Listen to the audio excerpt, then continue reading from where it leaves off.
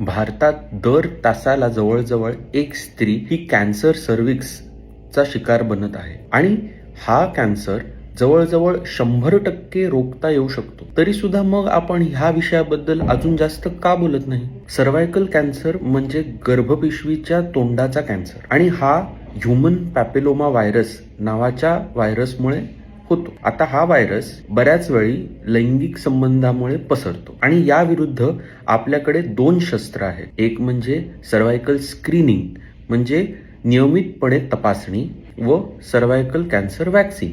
भारतामध्ये या वॅक्सिनचे 2 डोस हे गव्हर्नमेंटनी फ्री उपलब्ध केलेले आहेत, जे 9 ते 45 या वयामध्ये कोणीही स्त्री अथवा पुरुष घेऊ शकतात. आणि त्याच व्यतिरिक्त हा जो तपास आहे ज्याला आपण पॅप्समिअर म्हणतो, हा दर 3 वर्षामध्ये सगळ्या स्त्रियांचा आपण करायचा असतो. वॅक्सिन जरी घेतलं असलं तरी सुद्धा प्रत्येक स्त्रीने 25 वर्षाच्या वयानंतर पॅप्समिअर नावाचा हा तपास करायचा असतो, जो 5 मिनिटांमध्ये होऊ शकतो आणि ज्याच्यामध्ये जास्त काही दुखतही नाही. त्यामुळे आजच आपल्या डॉक्टरांची सल्ला घ्या आणि तुम्ही तुमच्या टेस्ट आणि वॅक्सिनबद्दल नक्की विचारा. थँक्यू.